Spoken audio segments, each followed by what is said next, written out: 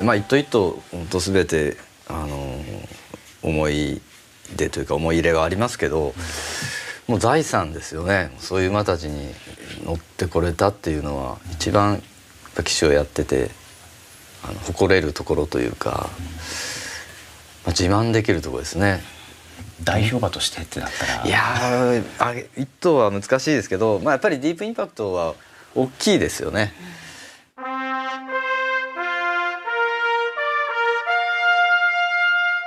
ある日の早朝、立東トレーニングセンターで運命の一頭と出会いました。普通に新馬戦の1周前追い切りだったかな。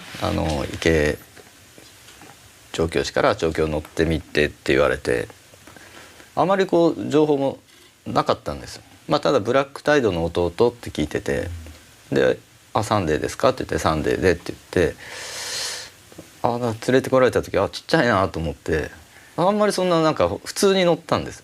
で走ってみて、もうこれはすごいってなって、いやこれは絶対乗っていきたいなと思いましたね。何が一番違ったんですか？なんですかね、やっぱり乗り味というか感触が、走りが違いましたね。飛びがすごい動きする馬だなと思って、なかなかいないですね。なかなかというかいないですね、そういう馬は。2004年12月、ディープインパクト衝撃のデビュー戦。先頭はディープインパクトに変わるか。そして内で粘るは金剛力士王、間にいますのは TM 怪物。ここで抜けましたのはディープインパクト。ディープインパクト200を切って先頭に立っている。どんどんリードを広げていく。ディープインパクト3馬身以上リードを広げている。ディープインパクト快勝。僕は多分ついに出たなみたいなことは周りのジョッキーに言ったと思うんですけどね。大変な馬だな、大変なことになるで来年とか言ってたんで。その言葉はクラシック戦線で現実のものに。しかしディープインパクトだ。一気に先頭に立った。2馬身3馬身リードは広がっていく。まるで天をかけるようなディープインパクト圧勝ゴール。ディープインパクト一気に来た。馬場の真ん中、もう先頭に立った。さあディープインパクト足をどんどん伸ばしていく。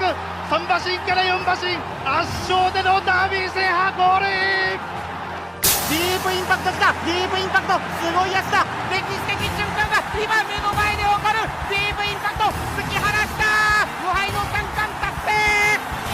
やりました武豊、無敗の三冠達成。やっぱり僕もその三冠取りたいという気持ちありましたし、僕は騎手になる前、競馬学校の1年生の時に、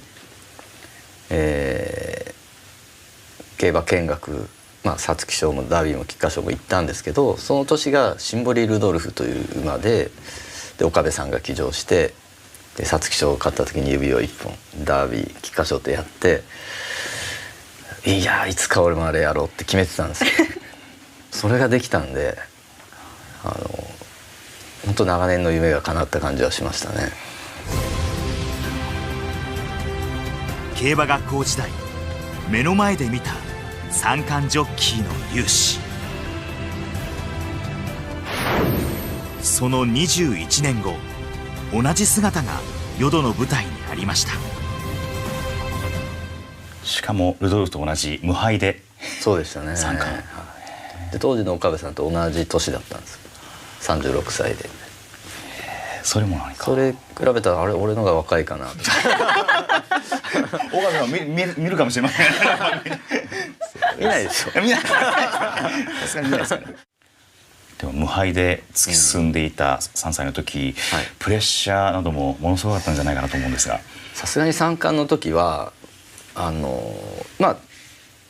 普通に走れば勝てるっていうぐらいもう飛び抜けて強かったので、それはそれに対しての不安はなかったんですけど、競馬ですからね、何があるかわからないっていうアクシデントとか、こんなに絶対勝つ三冠馬、無敗の三冠馬誕生っていう全体の空気がちょっと怖かったですね。いや大丈夫かなっていう、これ負けたらどうなるんだろうと思って。思いましたね。どんな実際に言葉をかけられていたんですか？どうですかね。なんかやっぱりみんなもう気を使ってる感はありましたけどね。空気を壊しちゃいけないみたいな感じで、あんまりだから話しかけられなかったですね。あ、なるほど。当日とかあんまりみんなもっと普通にしてほしいのになってじゃあその年の有馬なんて2着は非常に悔しい思い。悔しかったですけど、この馬が負けたらこんな空気になるんだっていうのをもう初めてでしたね。中山競馬場の全体のなんかみんなショックを受けてるような感じでした。見たくない景色を見たような、これはもう絶対二度とこういうねことがないようにって思いましたね。僕自身もちろん一番ショックでしたけど、その背中にいるわけですから。でもメールだけは喜んでましたけどでしょうね。中でも一番悔しかったというのが世界最高峰のレース凱旋門賞。最後の直線伸びきれず結果は3位入選。さらにレース後禁止薬物が検出され失格処分に。最大のチャンスだったと思うんですけど、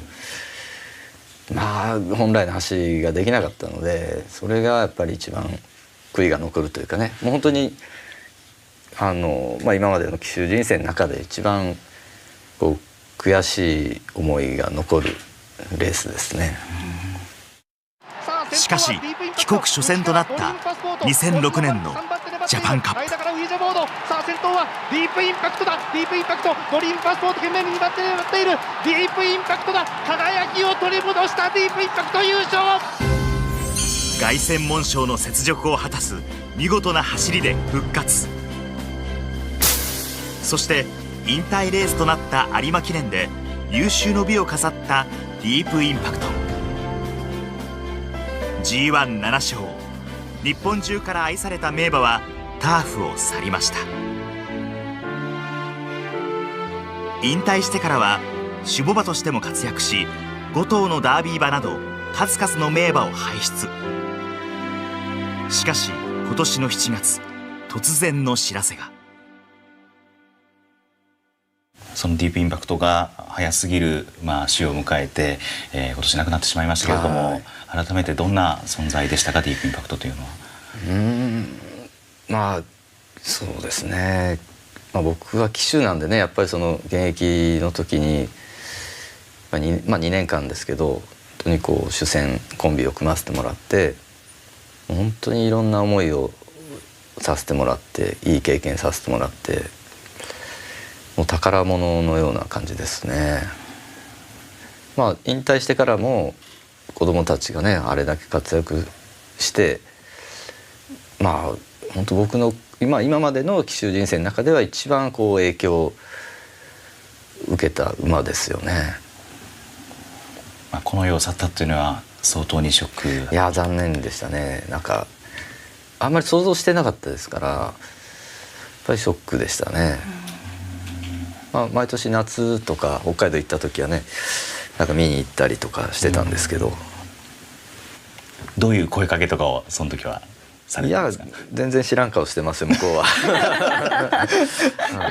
全然声かけても寄ってこなかったりね。黒船が来たりして。